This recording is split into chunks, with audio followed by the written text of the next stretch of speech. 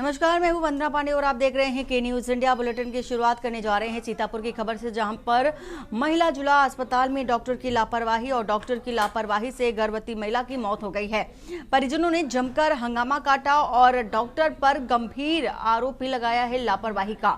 जिला अस्पताल में तड़पती रही महिला और डॉक्टर ने नहीं देखा। परिजनों ने हंगामा किया। पुलिस मामले की जांच पड़ताल में जुटी है। 6 महीने की गर्भवती महिला पेट में उसके दर्द हो रहा था। कोतवाली नगर क्षेत्र के महिला अस्पताल का पूरा मामला बताया जा रहा है।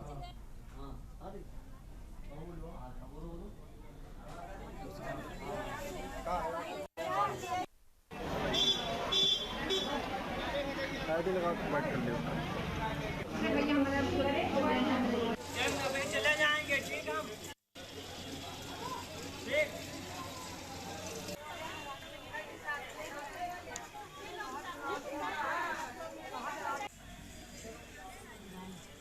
हाय सबै लेडीज थे पूछ ले।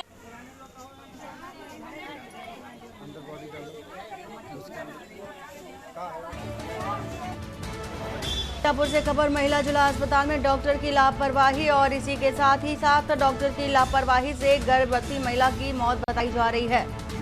ये सीतापुर से तस्वीर दिखा रहे हैं। परिजनों में आक्रोश देखा जा रहा है। जमकर हंगामा काटा गया।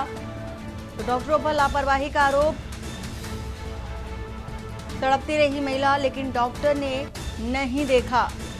तो जिला अस्पताल का ये मामला है। डॉक्टर की अनदेखी के चलते एक गर्भवती महिला की जान चली गई। पुलिस मामले की जांच कर रही है। 6 महीने की गर्भवती महिला, पेट में उसके दर्द हो रहा था और इसी को लेकर के अस्पताल पहुंची थी, लेकिन डॉक्टरों की लापरवाही से उसकी जान चली गई।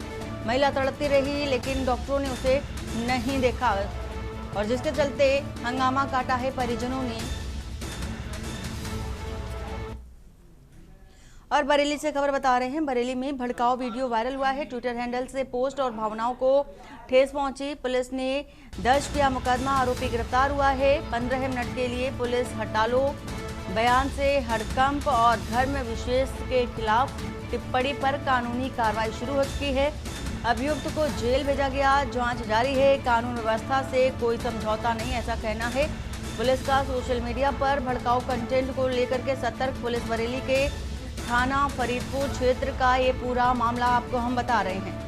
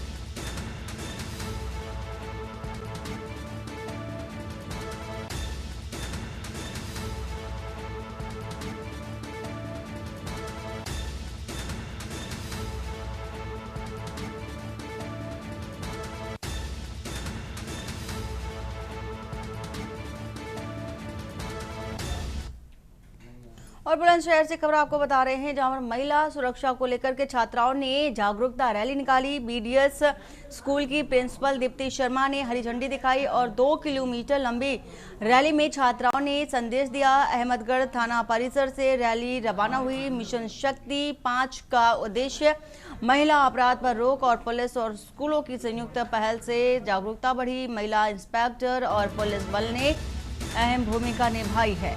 तो बनारसी दास स्कूल की छात्राएं भी रैली में शामिल रहीं।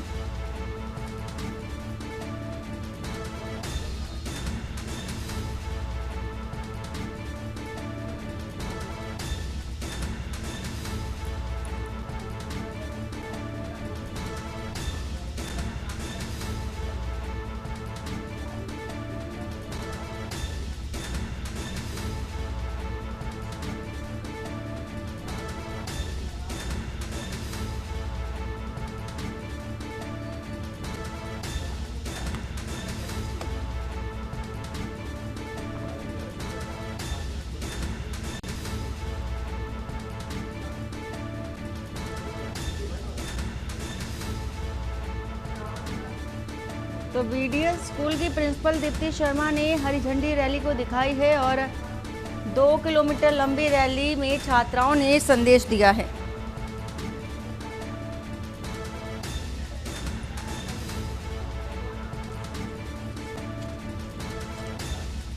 मिशन शक्ति 5 का उद्देश्य महिला अपराध पर रोक।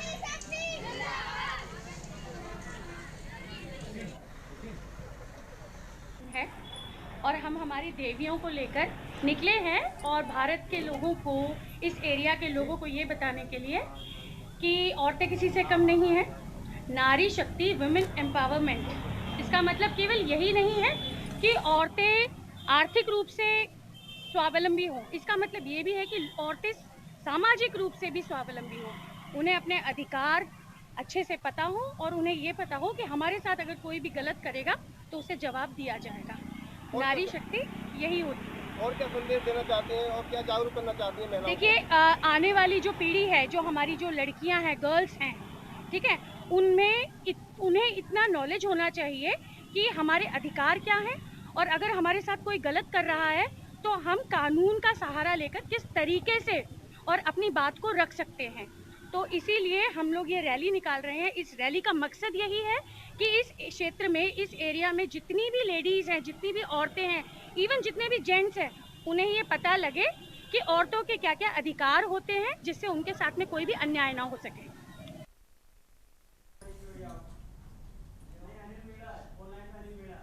और इसी खबर पर हमारे साथ अनिल मीणा जुड़े हुए हैं। अनिल, जागरूकता रैली निकाली गई महिला सुरक्षा को लेकर के, देखा जा रहा है कि बीडीएस स्कूल की प्रिंसिपल दीप्ति शर्मा ने बाकायदे हरी झंडी भी दिखाई है और झंडी दिखाकर ये संदेश दिया है कि जो महिलाएं हैं उनकी सुरक्षा का जिम्मा भी लोगों को लेना चाहिए। क्या है पूरी जानकारी? जी देखिए बंदना, बिल्कुल मैं आपको बताऊं, जनपद बुलंदशहर में लगातार मिशन शक्ति 5 को लेकर जागरूकता रैली निकाली जा रही है। अगर बात की जाए आज की, अगर बात की जाए तो हेमंतगढ़ थाना परिसर में हेमंतगढ़ थाना प्रभारी के नेतृत्व और बीडीएस की स्कूल की प्रिंसिपल दीप्ति शर्मा के द्वारा छात्राओं की जो रैली है उसको हरी झंडी दिखाकर रवाना किया गया और छात्राओं के द्वारा 2 किलोमीटर लंबी रैली निकाली गई है, जिससे कि महिलाओं को जागरूक करने के लिए एक संदेश दिया गया है, जिससे कि जो नारी शक्ति है, नारी शक्ति को जागरूक करने के लिए, क्योंकि एजुकेटेड बनने के लिए लगातार रैलियां निकाली जा रही हैं। और जनपद बुलंदशहर में लगातार जिस तरह से रैलियां निकाली जाती है उसको लेकर जनपद बुलंदशहर डीएम की बात करें, श्रुति सिंह, और तमाम अगर महिलाओं की बात करें तो सभी को जागरूक करने के लिए और अपने आपको एक सशक्त बनाने के लिए लगातार रैली निकाली जा रही है, जिससे कि महिलाओं को जो लगातार अपराध हो रहे हैं उनको रोकथाम के लिए महिलाओं को जागरूक किया जा सके। तो उसी को लेकर हेमंतगढ़ थाना परिसर से बीडीएस की प्रिंसिपल दीप्ति शर्मा के द्वारा हरी झंडी दिखाई गई थी, जिसमें कि अगर बात की जाए तो प्रिंसिपल के साथ साथ हेमंतगढ़ थाना प्रभारी प्रेमचंद शर्मा, अपराध इंस्पेक्टर और अगर बात किया है एक महिला इंस्पेक्टर रजनी, ये तमाम लोग, कम से कम अगर बात किया रैली में करीब सैकड़ों छात्राएं मौजूद रही हैं और छात्राओं ने नारी शक्ति जिंदाबाद के नारे भी लगाए हैं। और नारी शक्ति जिंदाबाद के नारे लगाने के साथ में जो प्रिंसिपल है उन्होंने कहा है कि महिलाओं को जागरूक होना चाहिए, क्योंकि अब महिला किसी काम में पीछे नहीं है। लगातार देखा जा रहा है कि महिला। बहुत शुक्रिया पूरी जानकारी देने के लिए। बुलंदशहर से ये तस्वीर दिखा रहे हैं जहां पर हरी झंडी दिखाई गई और इसके बाद रैली को रवाना किया गया है। और इसी के साथ ही रायबरेली से बता रहे हैं आपको खबर, पति की प्रताड़ना से परेशान पत्नी, और पत्नी ने बच्चों के साथ न्याय की गुहार लगाई। पत्नी ने पति व सास पर गंभीर आरोप लगाए, आए दिन शराब के नशे में करता था मारपीट और आरोप है गंभीर। पत्नी ने पति पर दूसरी महिला से अफेयर का आरोप लगाया।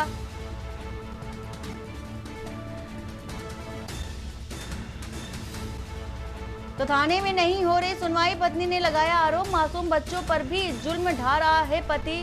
और साथ ही साथ खीरो थाना क्षेत्र के बतक खेड़ा गांव का ही पूरा मामला बता रहे हैं। तो मासूम बच्चों पर भी जुल्म ढाता है पति, ऐसा कहना है पीड़िता का।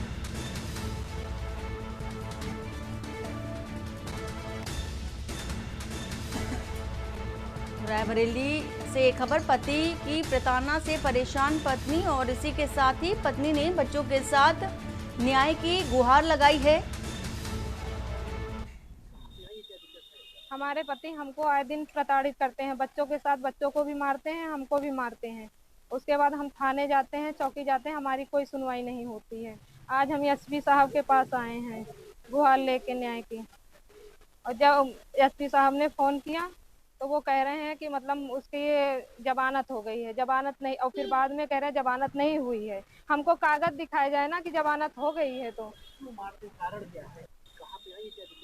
हमारे पति तो रायबरेली से आपको ये तस्वीर दिखा रहे हैं। अभी आपने सुना पीड़िता को जिन्होंने कहा कि वो न्याय की गुहार लगा रही है, लेकिन उनकी बात, उनकी शिकायत नहीं सुनी जा रही है, जिसके चलते वो परेशान है। पति की प्रताड़ना से एक और परेशान, तो वहीं दूसरी ओर ये भी देखा जा रहा है कि पत्नी की शिकायत ना सुने जाने की वजह से भी वो काफी परेशान नजर आई। रायबरेली से फिलहाल आपको ये खबर बता रहे हैं, आए दिन शराब के नशे में पति मारपीट करता था, पत्नी का ऐसा आरोप है। केशवानंद इसी खबर पर हमारे साथ। केशवानंद, जिस तरह से पीड़िता बता रही है कि पति उसके साथ मारपीट करता था, बच्चों के साथ मारपीट, और जगह जगह वो गुहार लगाई न्याय की शिकायत पर उनकी सुनवाई हो, लेकिन अभी तक सुनवाई नहीं हुई है। क्या है पूरी जानकारी? देखिए, पूरा मामला रायबरेली जिले के खीरो थाना क्षेत्र के बतलखेड़ा गांव का है, जहां पे एक पत्नी ने अपने पति पर गंभीर आरोप लगाते हुए बताया कि शराब के नशे में पति के द्वारा जो है पत्नी की जमकर के पिटाई की जाती है। वहीं आज दिन जो है मारपीट करता है, साथ ही जो पति है उसके जो संबंध है वो किसी और पत्नी से, इस तमाम तरह के जो है गंभीर आरोप पत्नी ने अपने पति पर लगाए हैं। इस पूरे मामले को लेकर के पत्नी जो है थाने गई थी, वहाँ पे सुनवाई नहीं। उसके बाद पत्नी के द्वारा जो है पुलिस अधीक्षक से न्याय की गुहार लगाई गई है। वहीं इस पूरे मामले को लेकर के पुलिस जांच कर कार्रवाई का आश्वासन दिया है। वहीं देखा जा रहा है कि काफी एक लंबे समय से जो पत्नी है वो अपने दो छोटे छोटे बच्चों के साथ पुलिस के चक्कर काट रहे हैं। फिलहाल अभी तक इसका न्याय नहीं मिला। वहीं पूरे मामले को लेकर के पुलिस अधीक्षक ने न्याय का भरोसा दिलाया। जी वंदना, बहुत शुक्रिया पूरी जानकारी देने के लिए केशवानंद। फिलहाल ये तस्वीर दिखा रहे हैं, पीड़िता न्याय की गुहार लगा रही है, पति की प्रताड़ना से परेशान है।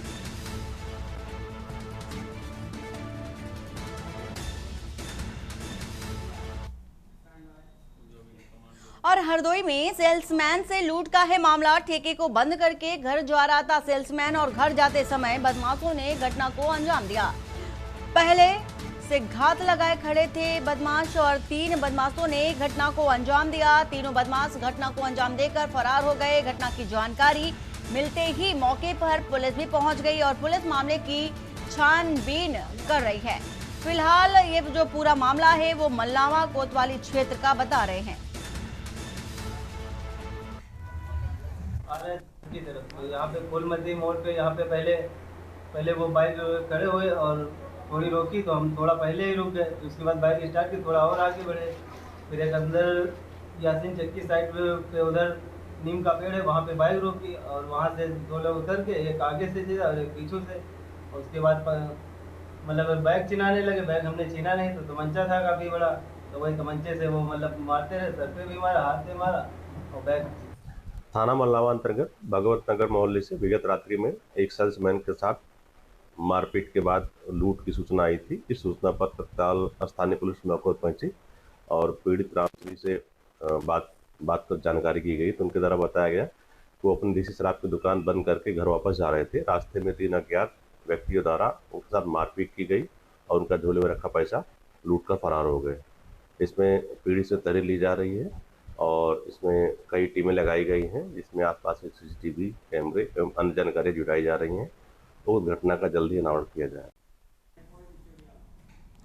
और गया जी 44 लाख रुपए कीमत की शराब नष्ट की गई है। गया जी से खबर बता रहे हैं आपको बिहार से।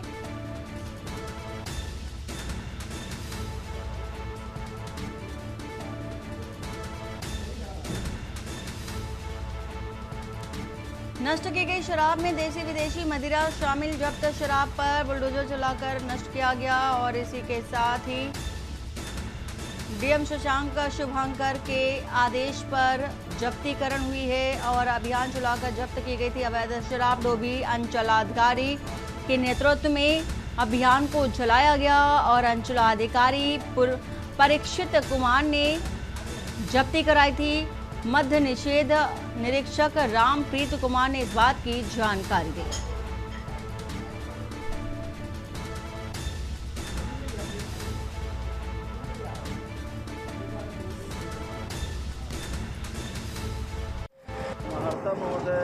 गया जी एवं सहायक आयुक्त मध्य निषेध गया जी के आदेश के आलोक में आज दिनांक 20/9/2025 को विभिन्न थानों के कुल 11 कांडों एवं मद्य निषेध थाना के कुल 16 कांडों के में जब्त शराब का विनष्टीकरण किया गया समेकित जांच चौकी पर अवस्थित परिसर में। कितना मूल्य का शराब? लगभग 40 लाख के आसपास का शराब नष्ट किया गया।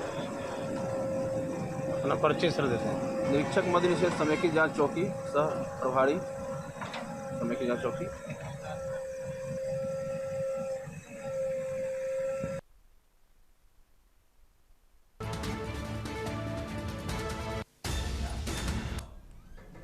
और चलते हैं सीधा हरियाणा के पंचकुला, जहां पर नायब सिंह सैनी अग्रसेन जयंती पर पहुंचे हैं। क्या कुछ कह रहे हैं सुना देते हैं आपको।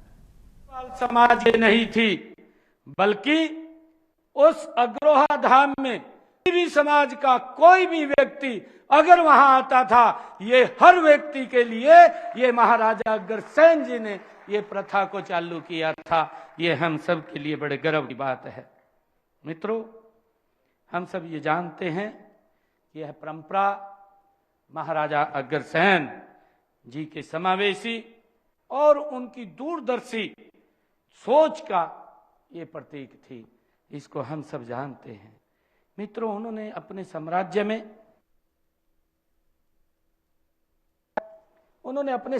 में पशु बलि और पशु वध पर पूर्ण प्रतिबंध लगाने का काम अगर किसी ने किया था तो महाराजा अग्रसेन जी थे। उन्होंने अपने राज्य में किया था और इस तरह उन्होंने मानव इतिहास में पहली बार अहिंसा की अवधारणा को एक सामाजिक नियम बनाया था। ये महाराजा अग्रसेन जी की ही सोच थी। मित्रों, अग्रवाल समाज का इतिहास एक गौरवशाली इतिहास है। मुझे खुशी है जब भी राष्ट्र को जरूरत पड़ी है, इस समाज ने दोनों हाथों से अपनी महान परंपरा का निर्वहन निभाया है। ये हम सब के लिए खुशी की बात है और ये महाराजा अग्रसेन जी ने ये हमें प्रेरणा दी है। मित्रों, हम सब जानते हैं भामाशाह का स्वर्णिम उदाहरण हमको याद है, जिन्होंने मेवाड़ की आजादी के लिए अपना सारा धन महाराणा प्रताप जी को दे दिया कि आप लोगों की, हिंदुओं की आप रक्षा करिए, हम और कमा करके आगे बढ़ जाएंगे। ये मित्रों, अगर उदाहरण कहीं मिला है ये भामाशाह जैसा, तो ये हमारे ही समाज के अंदर मिलता है। इसके लिए मैं आप सबको बहुत बहुत बधाई देता हूं। मित्रों, आज भी अग्रवाल समाज भामाशाह जैसे दान में ये भरा पड़ा है। हमें गर्व है।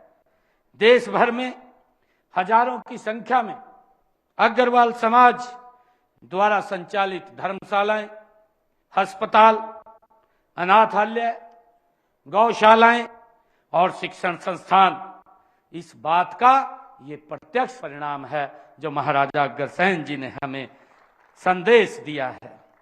मेरे अग्रवाल समाज सदैव देश व समाज के लिए और उससे भी बढ़कर संपूर्ण मानवता के लिए महान सेवाएं प्रदान कर रहा है।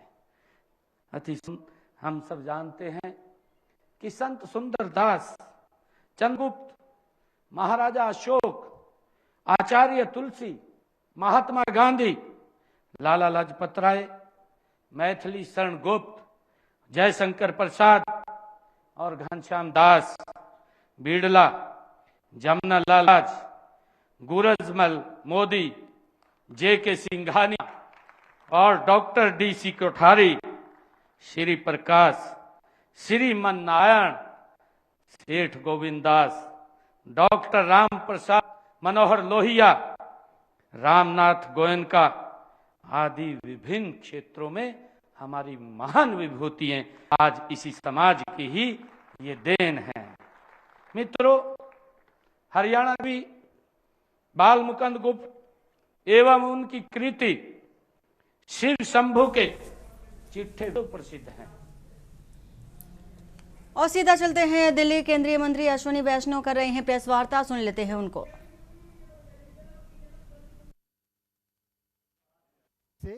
आज एक बहुत अच्छे मुकाम पे पहुंचा है देश।